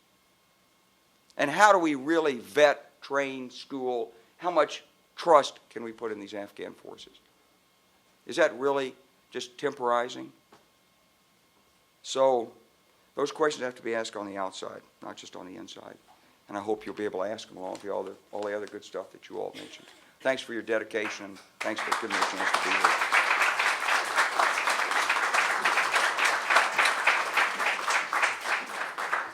General, that was terrific. Cinny Kennard, you yielded your time. You're back. Oh, great. I get to follow that. Thanks very much. Thanks, General. Thanks a lot. So I'm trying to decide if we could all take a deep breath before we go back to the whole issue of whether the press is equipped or resourced enough, which is what I wanted to punctuate a little bit of what Marjorie started. I think that we all know, because we all have great ears and eyes and are watching this whole transformation, the biggest transformation of the news media in this country in decades and in modern time. And so we all know that we're hearing what's happening, but I thought that we might want to give you a little bit of a snapshot of what's going on inside of a newsroom. That when you're having a debate about who you're going to send to Afghanistan and who you're going to train and if they're going to understand a story. I spent much of my time as a CBS News correspondent, some of it in the Persian Gulf War I, then as a Moscow correspondent covering a lot of the fallout from the Red Army coming back into Russia, which was a tragic sight, equally as tragic as our Vietnam War veterans coming back into this country. I then covered much of the war in the former Yugoslavia.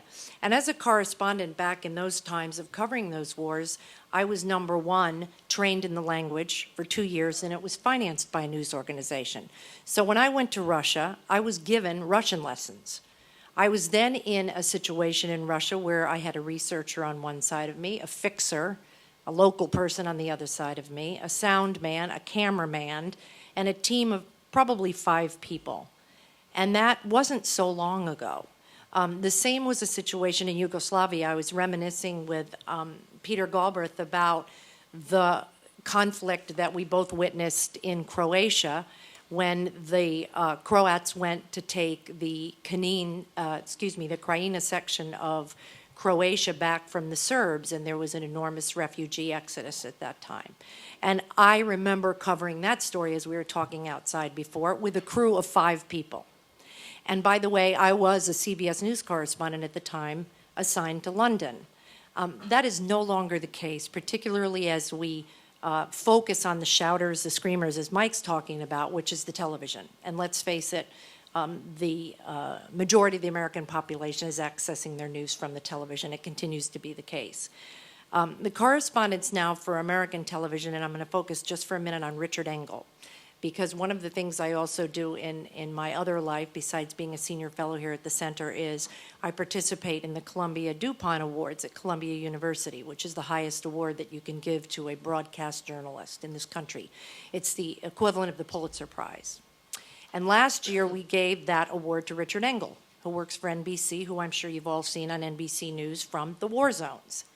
Richard Engel graduated from Stanford University and went right to work as a freelancer in some of these war zones. He had absolutely no training.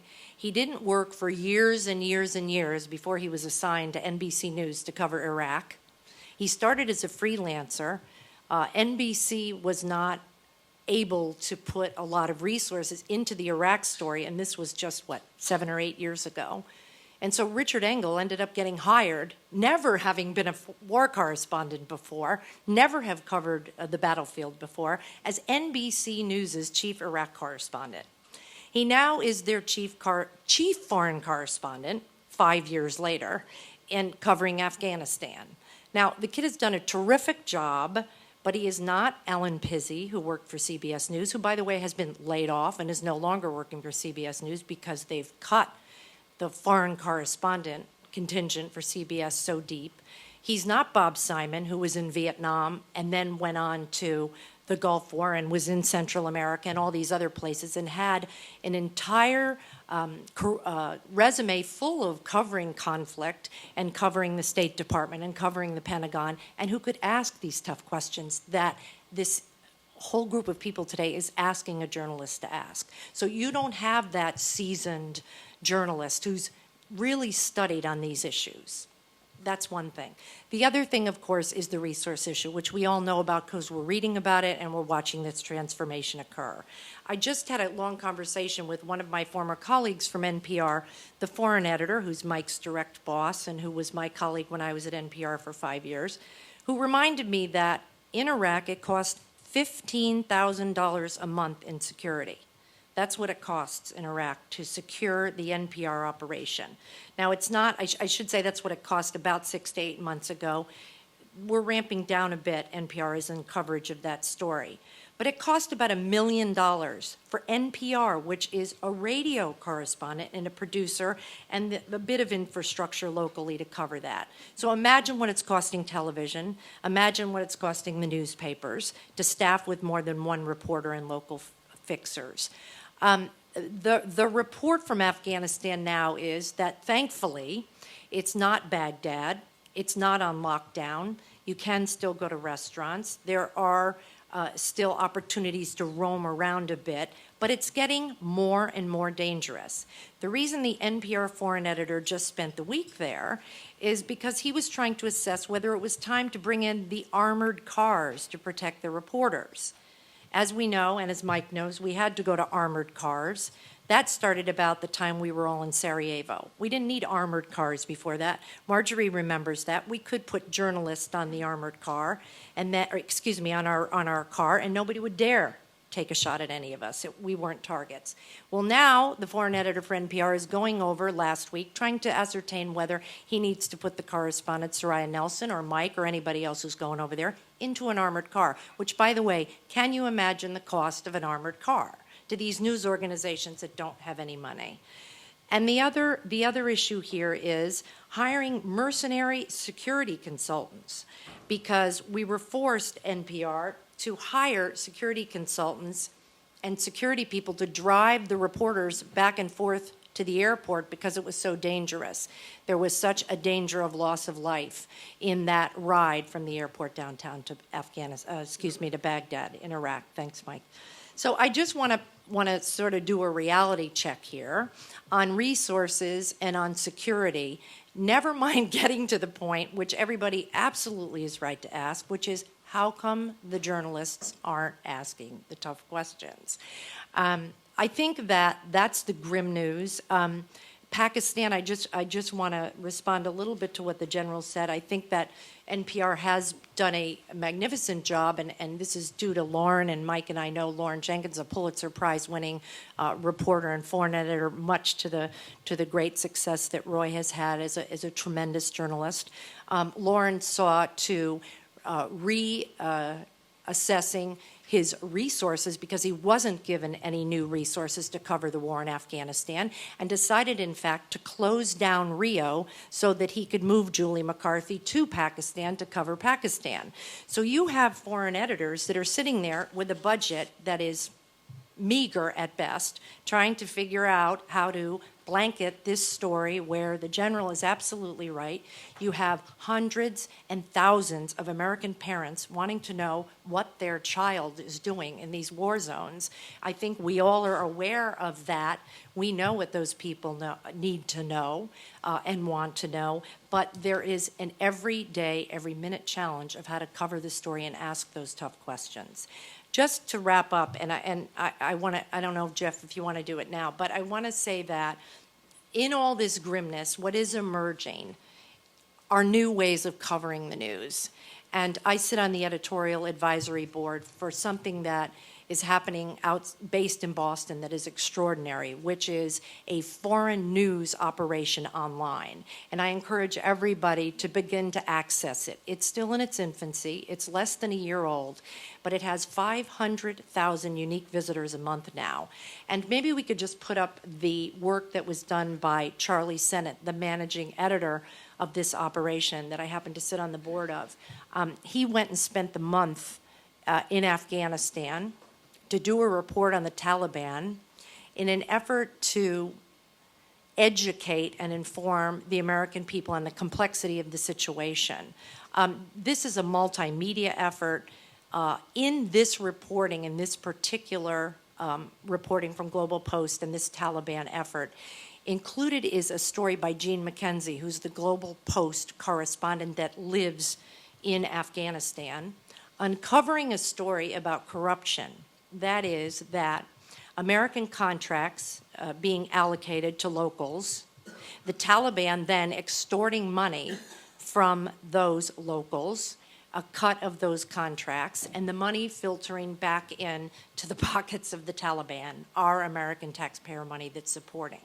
So there's good, hard-edged reporting involved in this whole expose on Afghanistan, as well as the story of these schools that somebody talked about a little bit. I forgot, I'm sorry, this morning. I mean, we have got to, as an American public, stop shooting the messenger and begin to start to find other ways of accessing information, because increasingly that's where we're going.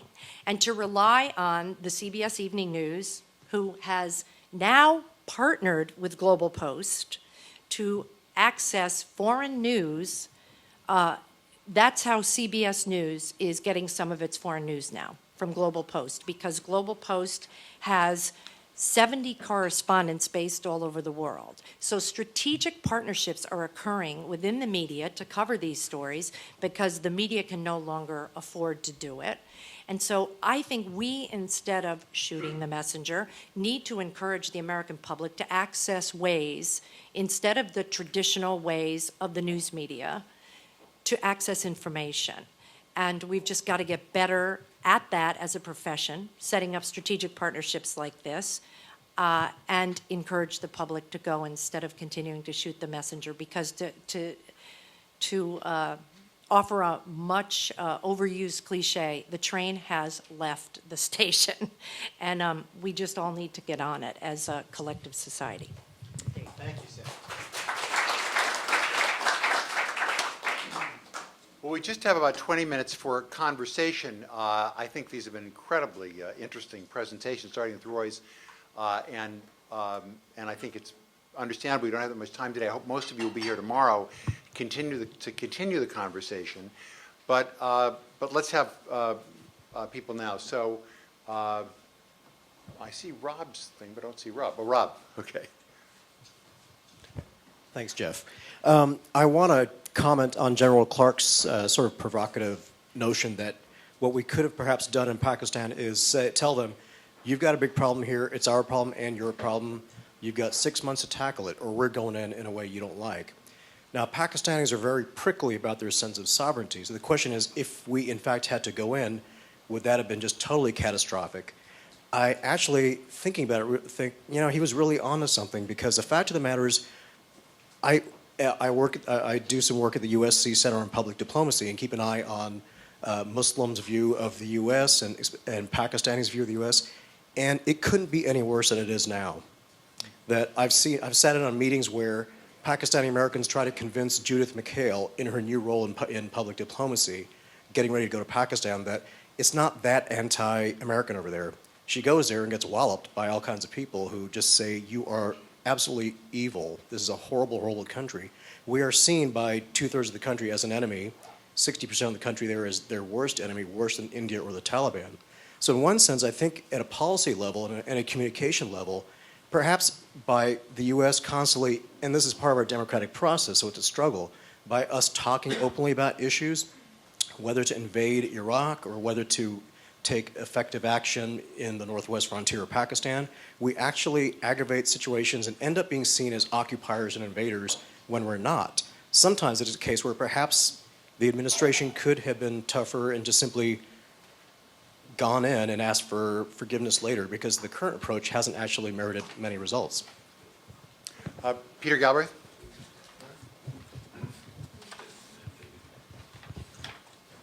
I'd like to turn to something that Mike said about the government intimidating the press to do the story. Looking at it from a government perspective, I see something else. First, I'd like to say I always distinguish in the coverage of foreign affairs between the reporters who are in the field, who are in the dangerous places, who I think just do an amazing job. And some of them are here, Roy, Carol, Dexter Filkins, terrific.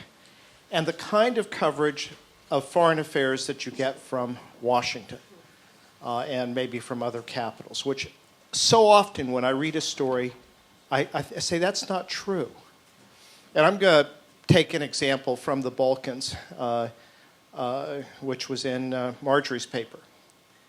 Well, part of it is I think that the way reporters get the story is that they deal with high officials, and then to get the story, they sell that person's agenda. And they can quite often mislead the public. And in fact, the fact that they're getting that story that way, for example, all these leaks to put pressure on Obama, they can't cover how they're getting it. So the way in which they're covering is not actually being correct. But I'll give a very precise example, but what I think is typical. In 1996, the LA Times had a big story about what they thought was a big deal, which was the decision that President Clinton made, and which I helped implement, that permitted arms to go through Croatia to Bosnia. It actually took place in '94. And there was a congressional investigation, and that produced a report. In December of that year, the LA Times ran a story which said hundreds of pages of of classified documents reveal X, Y, and Z. What the story didn't say was that those hundreds of pages of classified documents were in fact the Republican report, and that there was a Democratic report that said the opposite point. Now, you could believe the Republican report, you could believe the Democratic report, but surely the reader was entitled to know that. I, of course, knew it because I'd seen both reports. Called up Doyle McManus, and I said, Doyle, how is it that you could not tell your readers this? I know it. He said, yes, everybody in Washington knows it, but we made a deal with the Republicans who gave us this classified document, and the Democrats weren't as forthcoming. Well, I mean, it was simply, it was manipulation, and the only people, didn't fool anybody. I called the FBI, and there was an investigation. Actually, got working for the Republican committee was fired, and the chairman, B. Ryder of Nebraska, had to step down from the Intelligence Committee. But it was a secret only from the readers. And I think that kind of pattern is something you see, and it's one reason why people like me so often don't have confidence in these stories, because, of course, if I read a story where I don't know all the facts, I'm thinking, well, maybe the same thing's going on there. Peter, maybe I could ask Marjorie to talk in a slightly different way about this, which is you're talking about the use of anonymous sources and whether you disclose who the source is, and I think the LA Times, at least publicly, has a pretty good policy on that. Maybe you could describe what that is. You know, first of all, I would just take a step back and say, you know, a reporter assumes that anyone who gives you any information at all is trying to manipulate you. Otherwise, why would they bother? You know, they want their point of view in the newspaper. And, you know, you can say bad deals are cut all the time, and they are.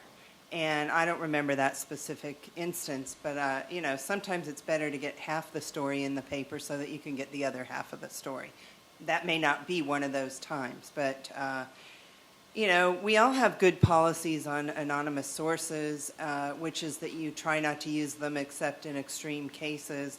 When you do, you explain why you're doing it. And then we periodically, you know, take a stand, and the editor, you know, and then the next editor and the next editor cracks down on anonymous sources. And then we start sliding all over again until, you know, we're back to, you know, as an administration official said, the sun is out today. You know, I mean, I think the U.S. press is terrible at it. I think you have to protect the right to use it, because a lot of times you won't get important information without it. But surely you have to say what it is. And does anybody else in the panel, Roy, do you want to say something about this topic? I wanted to throw a question to Peter, if I could. In that you're just back from Pakistan, the discussion that just took place suggested the U.S. should be basically invading North Waziristan, or threatening to. I'm just curious how you think that would go over. No, I think that it would not go over well. But I think I think Wes Clark had actually a very good point. There are people in the ISI who do wish to milk this cow. The question that we need to answer is, are we going to allow our cow to be milked this way? And there is the conventional wisdom is that somehow, at the end of the first of the Soviet-Afghanistan war, we just abandoned Pakistan. And the Pakistanis say this, and the Americans have all forgotten what happened. The fact is that Pakistan made a bargain with us on nuclear weapons. They promised they wouldn't actually develop a nuclear weapon in exchange for our aircraft and assistance. And that was put into law. I put it into law, the so-called Pressler Amendment.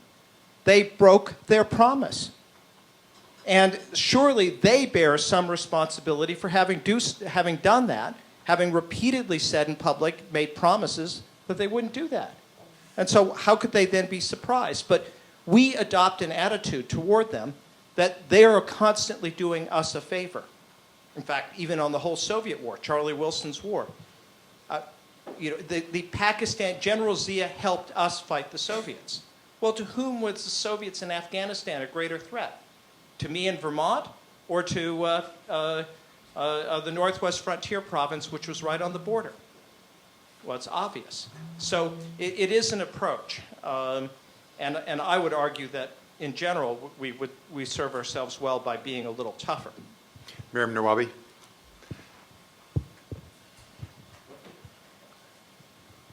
Thank you. I'm Miriam Nawabi. One of the roles that I have is I host a television show that broadcasts from mainly Washington to Afghanistan through America Abroad Media, which is an independent media organization, and they do radio and TV broadcasting for 7 countries, mainly Muslim countries. I've been just taking some notes of various things that people have said, and as an Afghan American, I thought I'd share some feedback, because I think sometimes we have some assumptions ourselves in the media that propel a lot of the misunderstanding, and then we become, I think, part of the problem, rather than helping to bridge information that can help individuals and governments better understand some of the solutions. One of them is that the Afghans don't like the Westerners or foreigners or Americans. I think this is a wrong assumption, and I think most Afghans want the U.S. to be there, but it's in what form are they there? Are they there to occupy and to cause more civilian casualties or to help them rebuild? And if the Afghans did not want the U.S. to be there, I think we would have seen more problems for the U.S. earlier on. And so I think the Afghans are still waiting for some progress, for some change in their life, and they actually want the U.S. there because of the regional problems, because they know if the U.S. leaves, the countries in the region will actually cause more problems for them. Another one is that there's really no Afghan public opinion. I heard that. Whether we gauge it or we have resources to gauge it is one thing, but there's definitely are trends, and I think Asia Foundation did a recent survey of Afghans, and it was more than, I think, 59% still support the U.S. involvement in Afghanistan. Of course, they're waiting, just like Americans, on what that will mean for them in their daily lives. But I think that as media, as those covering these stories, I think we sometimes forget the human elements of these stories. As General Clark was saying, if we increase these numbers, that this will cause ramifications in a lot of lives in the U.S. as well as in that part of the world. So these are important decisions, and I think those in the media can try to help gain better understanding of what people in that region think about this engagement so that we can have a better response. From what I've seen, there's been a lack of depth in the U.S. media with respect to these issues. We kind of tend to want the short stories, the sound bites, and I think that's causing us not to understand the situation there. I think the European press and even the South Asian press itself does more in-depth reporting about what's going on in the U.S. than we do the other way around. Just from my own personal experience, I have found that media tends to be very government-focused. Like when you're trying to get an interview, everybody wants the guy or gal from an official position to come in for the interview, but then when there's individuals, people who are doing things on the ground, their stories are not as covered. And I think we're missing a huge part of it is that from what I've seen, there's been so many people-to-people stories between Americans and Afghans that are fascinating, and more Americans should know about it, and more Afghans should know about it. But we're covering a lot of the government-to-government discussions, but not the people-to-people linkages. And then just lastly, some of the other things that I've unfortunately seen is that there tends to be some one-sided biased coverage, like, okay, corruption, that becomes more of an Afghan problem. It's the Afghan people and government who are corrupt, and we forget there's a lot of problems in our own foreign contracting process, that there is corruption there that we're not addressing. And so I think we need to be a little bit more fair, perhaps, in how we cover these stories, because then what the Afghans see is, okay, when they're doing things the wrong way, they're not covering it themselves and taking a good hard look at their actions, but then blaming us for the problem. So I think media can either be a bridge to kind of share information between these cultures, or it could fuel into these problems. And the larger context, of course, is coverage of the kind of, I don't want to call the clash of civilizations between the West and the Muslim world, because I think these terms themselves kind of cause more misunderstanding. But President Obama's speech in Cairo did help to say, okay, maybe there's a new day, there'll be a new engagement, and there'll be some more dialogue. And I think through the public diplomacy, through media, there's a lot that can change on the ground, because if we can't win this war with perceptions, we can lose it. And I think we have to be careful in how we cover these stories, and also the kind of assumptions that we make in the media ourselves. Thank you.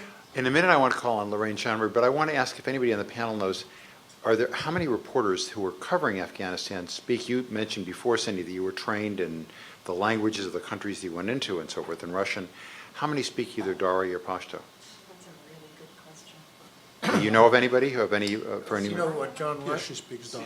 John Landay, when he goes over for us, has Urdu and some Pashto, not a lot, but some. Mort, were you going to say something about this? Well, you can make a comment. This is what I'm considering a two-finger interjection. No, this is a broad comment, not on this issue. Oh, well, because I have Lorraine on the agenda too. Just did anybody know of any other reporters who there actually speak the languages of the? NPR's reporter speaks Dari and some of the other languages as well. Good. I think there's a lot of them use now foreign, like Afghan journalists, which they should do more of because it's less cost and they know the languages, and their English is actually pretty good. And so there's a lot of co-reporting between like an Afghan journalist and a foreign journalist. Lorraine? Hi, I'm Lorraine Scheinberg. I work with Kathy Speller at the Feminist Majority, but more than that, or along with that, I'm a consumer of your work. I listen to your words, I read your articles, I buy your books, and I really depend on you to give me the information. As part of our work in '98, when we were researching the Taliban and went to see the president, we did a parallel study of why the American government was so non-responsive. And one of the things we obviously came across was the oil industry and the pipeline. We were back in D.C. earlier this year and just happened to be visiting the vice president's office, not the vice president. We were just sort of touring the office. And there was a little cubbyhole office. I popped my head in. I saw a very interesting map. And it was from the Cheney era. And it was of the pipelines. What I want to know from the media is, yes, I agree with Roy, you must cover the human rights aspects of it. Obviously, we have geopolitical, strategic interests, but I want to know the business interests that are directing some of this policy. And you don't need to speak Dari to find that out. These are global businesses and they're American businesses, and I'd like that uncovered. So Since we may Henry end Wax- on this note, since we did promise to be up by 5:30. Thank you, Lorraine. Do any of you want to talk about that? And then actually, Mort, I'll let you have since you started, you can make the concluding word. I actually have experience on this particular story in 1996 when I went to Afghanistan. Before that, I was in Central Asia, and I did some stories out of Turkmenistan about the Unocal pipeline. The Unocal pipeline, but I must say, I thought it was a terrific idea. I thought that if Unocal had been able to build this pipeline to move natural gas in huge amounts from Turkmenistan through Afghanistan to Pakistan and India, that each state would have, and there were the argument at the time, each state would have a stake in peace in trying to benefit financially from this pipeline. It never got anywhere. Years later, I'm not sure whether Dick Cheney and Halliburton were associated with it or not, but it was mainly, I don't know. I know it was Unocal's idea. I met the person from Unocal in Ashgabat, the capital of Turkmenistan, and they pushed it and they pushed it and they pushed it, and it didn't happen. Today, there's still a lot of stuff about pipeline politics, particularly Russia's natural gas connections to Europe and Iran's natural gas connections to Europe. And there's talk about a Nabucco pipeline that would bypass Russia and it would actually connect Iran to Europe. These ideas are worth considering. They cost a lot of money, but there is an aspect to them where if established, it helps states. It can influence states to not go to all the way to conflict, because the value of this pipeline and its supply of energy is effective. Does it drive policy in any way? I think sometimes it does and sometimes it doesn't. I don't believe that it's usually the primary driver of policy, and I certainly don't think it was the primary driver of policy in the mid-'90s, the primary driver of American policy in Afghanistan. But can I just punctuate real quick, because I can't resist, because I see the Consul General from Italy here, who knows that Mr. Berlusconi went to Mr. Putin's birthday party for 4 days last week, and it certainly wasn't about a birthday party, but it was about making sure that Europe and Italy was going to get the energy resources they need. So it's always about oil or gas. Kathy Spiller has a two-finger interjection. Yeah, Jeff, thank you. We were told by staff at the State Department at the time in 97, 98 that we should not raise these issues of the treatment of women by the Taliban or these human rights abuses because there was a pipeline deal in the making. And it was driving U.S. policy at that time, among other things. It was a major factor. Anyway, that's... You're giving me a great compliment to U.S. policy. You're saying there was a U.S. policy there. There was a vacuum. Stand corrected. There was a vacuum, and the fact is, somebody came along with an idea of a pipeline, and people in the administration said, "Oh, yippee! This is something. Maybe we can build something about this." They really never did much in the administration that I could determine, and I worked very hard to find out, to actually support it, because they didn't care about Afghanistan at all. But the idea of infrastructure coming in, I think, with Mike, is really what the region needs desperately. And for, to link Turkmenistan with Gwadar, to have railroads, to have all these things, it's so essential. This is where poor Afghanistan has languished for 30 years because of all these wars. Mort, do you want to make a last comment? Okay, wait, let me, first of all, please join me in thanking this terrific Roy and this terrific